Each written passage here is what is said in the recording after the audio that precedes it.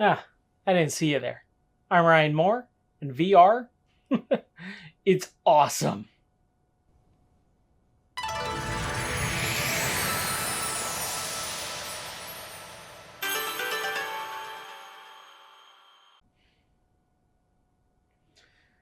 I wanted to discuss something today. Something that's been bugging me, and I need to get it off my chest, I guess. VR, virtual reality. It's one of those technologies that I think can be world changing, like the iPhone or Starlink. But no one is talking about it, and I have no idea why. This is the Oculus Quest 2. It came out near the end of 2020, and it's honestly incredible. People just need to give it a chance. And it's not even the first VR headset. It's far removed from it, actually.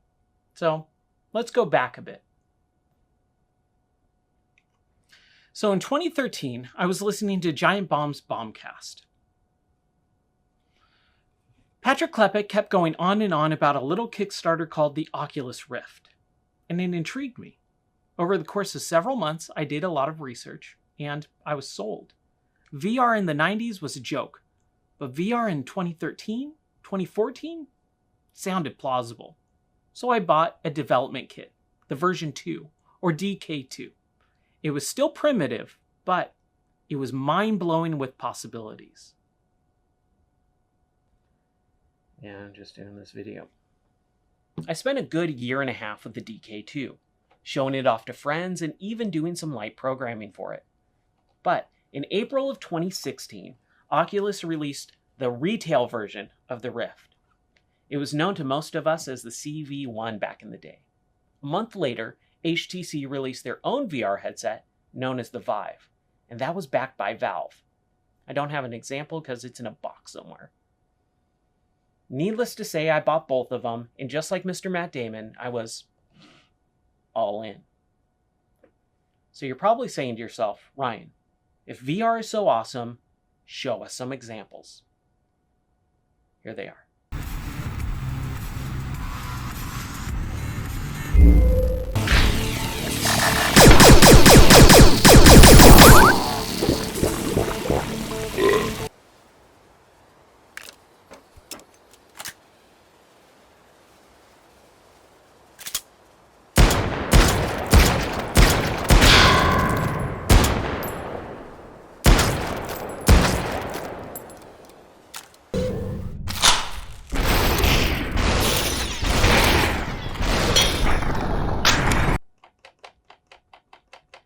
Looks pretty cowabunga, right?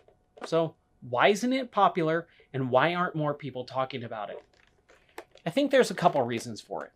One, it's just kind of hard to explain. Try talking to someone about VR.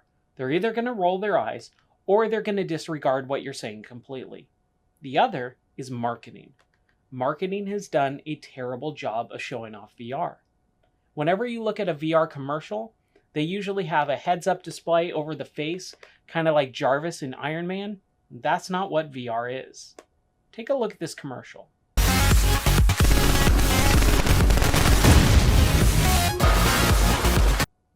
We all agree this looks really stupid, right? Anyways, there's others that go off into a completely different direction, just showing gameplay footage, which you think would be great. But it's oftentimes so jerky and shaky that it's completely off-putting to everyone.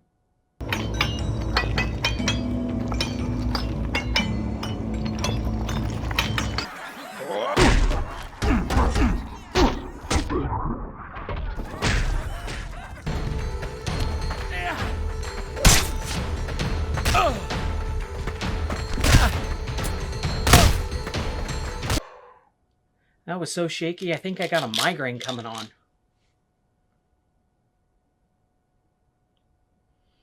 What people don't understand about VR is that it takes a flat, two-dimensional image and adds that missing Z-axis, depth. Put on a VR headset, and you're not just viewing the world, you're actually immersed into it. Everything has sides and you can move around like never before. So, let's get immersive, and I'll show you some of my personal favorite recommendations.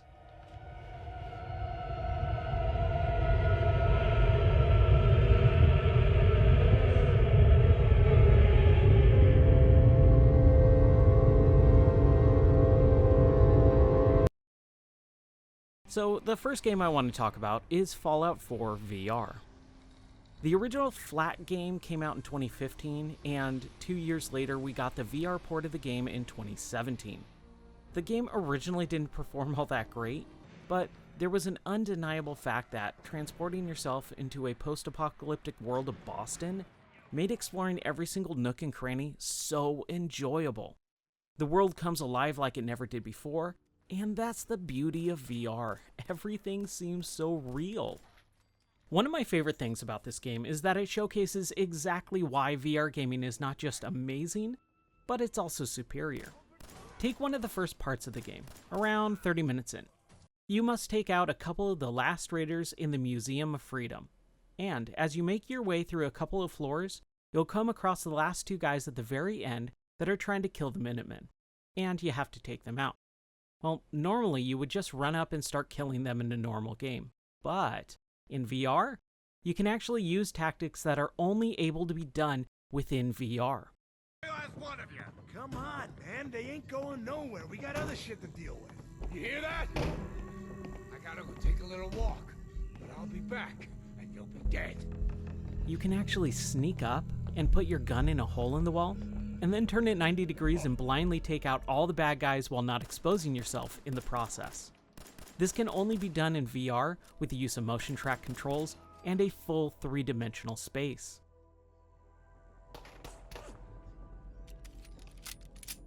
Die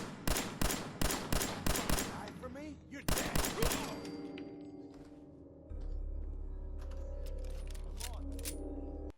But shooters aren't the only thing that can be improved upon because of VR. There are plenty of games whose atmosphere is increased tenfold just because you are placed inside the real world. Let's take a look at Alien Isolation from 2013, for example. Before Alien Isolation came out, I saw it at a behind-the-closed-door demo at E3. Sega said it was going to support VR, and I was so excited, but I didn't know if I could handle a scary game like that in VR. For whatever reason, Sega scrapped the VR support, but luckily there was one modder who actually implemented it back into the game with a mod called Mother VR. Exploring the original Nostromo ship from the original Alien movie and being stalked by a xenomorph in an abandoned space station, along with android workers called Working Joes, it absolutely terrified me in the best way possible. And there is nothing like laying down on the floor in real life just to escape a xenomorph out to get you.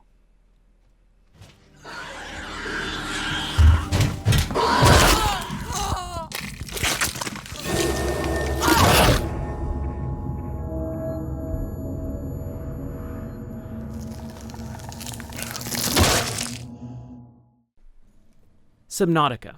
It's another game that truly changed the way you play games in VR. With a flat pancake game, your character explores the alien ocean world that you've crash-landed on, but the screen actually has a diving mask around the edges of the screen, making it seem fake, but it gives you the illusion of scuba diving. But the VR version, it actually brings a sense of being completely alone to the forefront, and it also immerses you in its creepy but ultimately atmospheric underwater world. Is just another example of a game that takes on a whole new meaning when you place a VR headset on.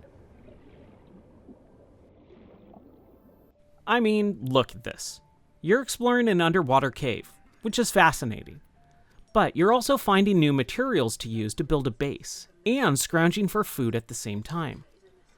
But you're also filled with a little bit of sense of foreboding, like you might not make it back to the surface in time. And that can be both frightening and exhilarating. New creature discovered. Oxygen. New creature discovered. Like I said earlier, games aren't the only thing that makes VR awesome. There are plenty of experiences that don't require anything of you. You just sit back and watch. Kinda like a movie. No controllers, no solving puzzles, you just enjoy, in 3 dimensions. But, however, there are some experiences that require more of you, to get up and physically move around. I'm talking about exercising. Exercising sucks and everyone hates it. Believe me, I certainly do. But VR enhances the exercising experience. It allows you to enjoy it by gamifying it, giving you stats, building up move lists, and things like that. VR is awesome for exercising. Sure, you might sweat just a tiny little bit, but it's all worth it in the end. And hey, isn't that what VR should be? Worth it? Beat Saber. It's one of the go-tos for most people when they talk about VR. But just in case you don't know what it is about, it's basically a cool way to exercise by slicing up little cubes to the sound of music while dual-wielding lightsabers.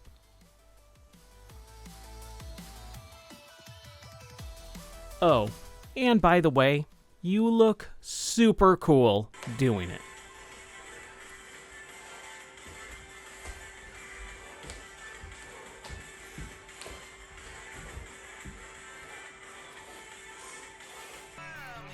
Soundboxing is another great way to exercise and box, but you have a wider range of music to listen to than in Beat Saber, thanks to YouTube being integrated in a great way. The community has built custom charts that they record themselves, and then you play it back trying to punch the floating cymbals. You can kind of think of it like Guitar Hero or Rock Band, but using your body. Drunken Bar Fight? This might be one of my favorites. It's half game, but all exercise. You walk into a bar and you pick a fight with someone and try to see how long you last. I loved it so much, I actually played it at my bachelor party with all of my friends, and we had an amazing and fun time. Wait, I wasn't ready! Ow! My wife has brought home more threat. I said slappers only! Down! Ow! You want to take this outside? Climby. While more of a game, Climby still can get you a great workout. Everything must be done by moving around. The objective is simple. Get to the end of the course and touch the flagpole. However, the journey is anything but. Taking the activity of rock climbing and allowing players to play community-created levels offers a ton of challenge and nearly an unending amount of content to play.